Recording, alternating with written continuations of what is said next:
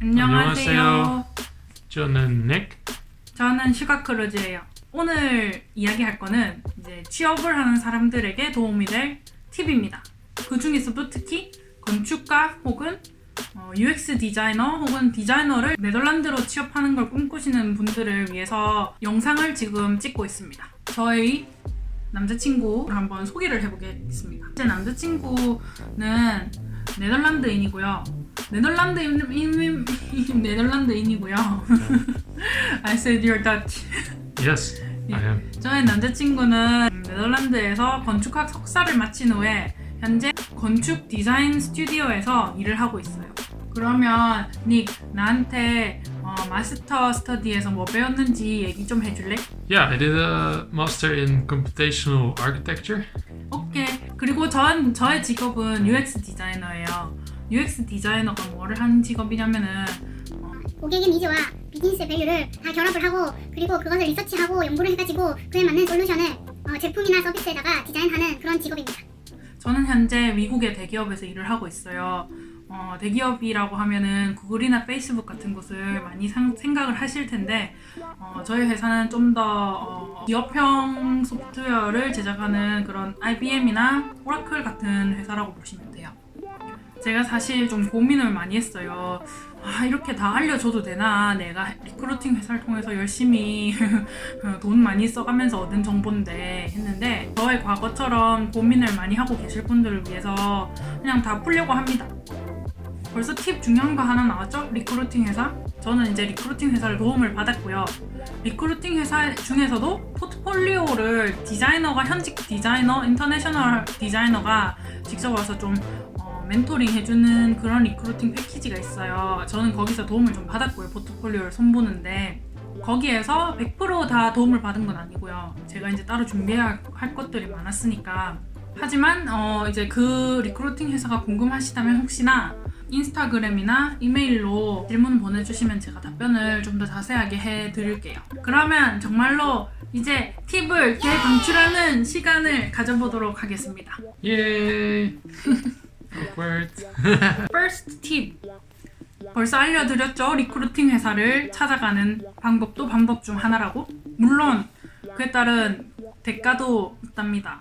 그 대가가 무엇인가 하면 회사에 취업을 하게 되면 리크루팅 회사에 월급의 2달치를 40%를 줘야 돼요. 저는 그렇게 했어요. 처음에 리크루팅 회사 가입할 때는 뭐 할 수 있어, 그렇게라도 해서 직장을 찾으면 좋지 했는데 막상 돈이 나가기 시작하니까 좀 아깝긴 아깝더라고요. 그래도 일단 취업은 했으니까. 팁 number 2. 두 번째 팁은 회사는 여러분의 포텐셜, 가능성을 본다입니다. 아니 이게 무슨 아이돌도 아닌데 무슨 가능성을 본다는 거예요. 아이돌 오디션도 아니고. 하실 수도 있는데 일단 회사는 1인 기업이 아닌 이상 많은 사람들과 일을 하게 돼요. 많은 동료를 만나게 되고요.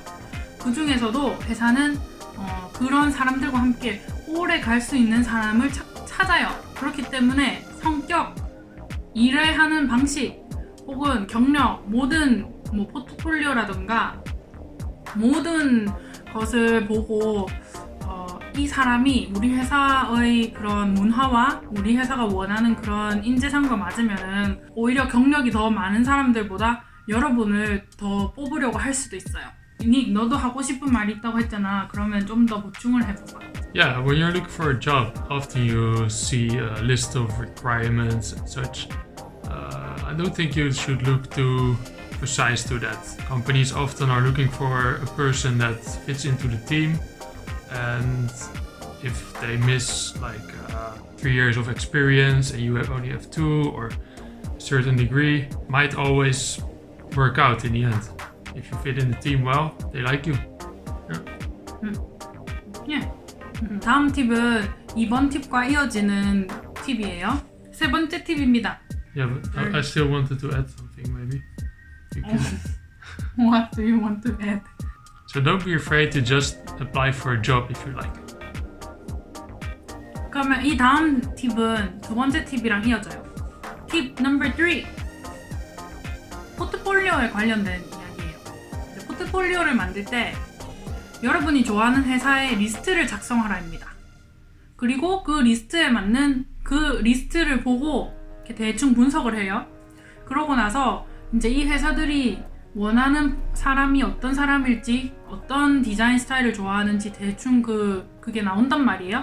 이제 그 회사들이 원하는 거를 포트폴리오에서 좀 보여주시면 됩니다. 예를 들어서 UX 디자이너인데도 코딩 스킬이 중요하다 이렇게 적혀 있으면은 여러분이 한 코딩 뭐 자료 같은 거나 코딩하는 모습이나 뭐 코딩을 해서 만든 프로덕트를 포트폴리오의 우선순위에 좀 보여주시면 좋겠죠? 코딩이 중요하다고 나와 있으면.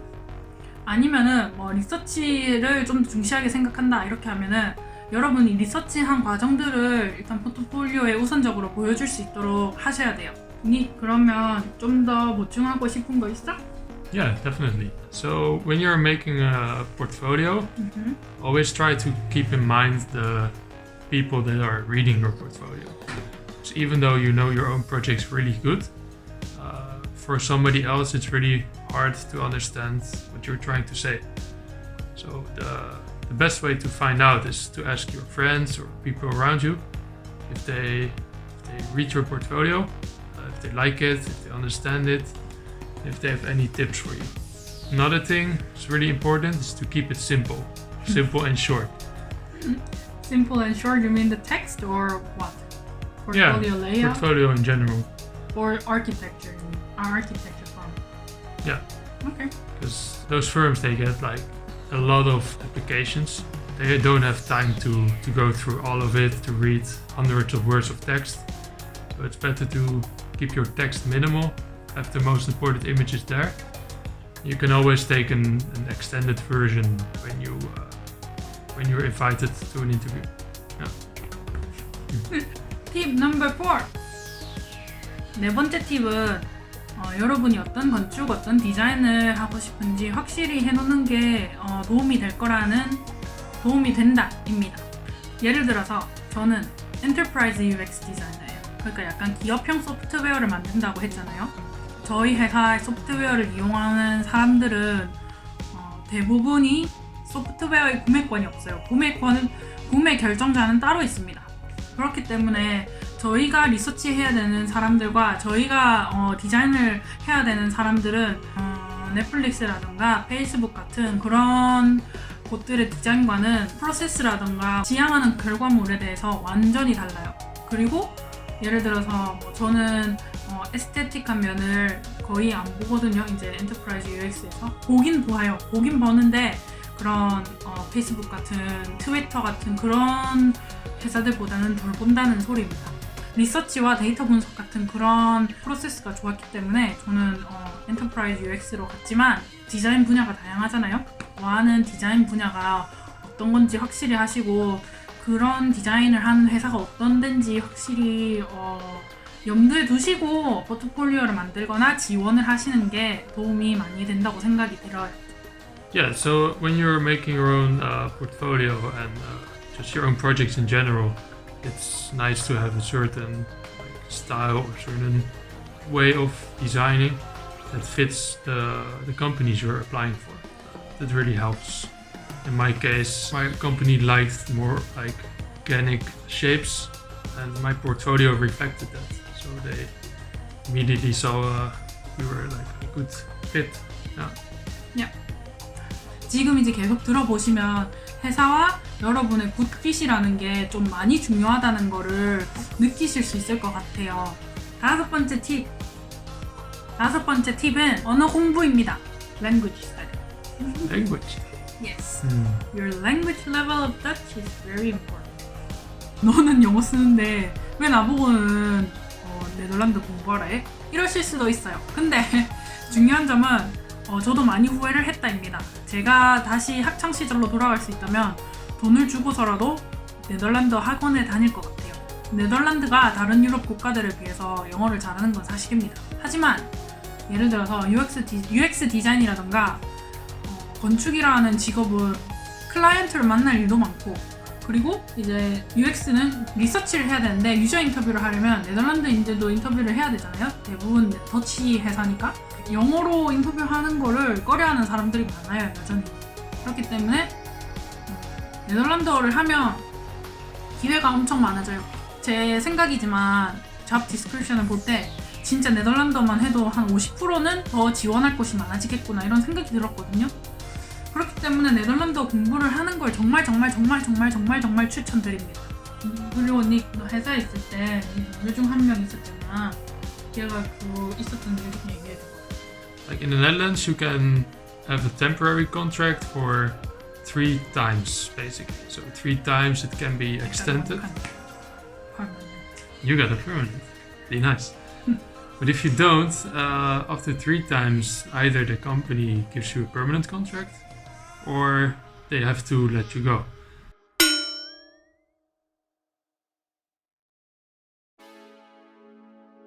So that's why it's another good reason to keep up the language that you need to learn. 네, 그렇습니다. 저도 좀 많은 장벽을 느꼈어요. 그렇기 때문에 네덜란드어를 공부하시는 걸 추천드립니다. 물론 다른 유럽 국가는 말할 것도 없겠죠? 자, 마지막 팁은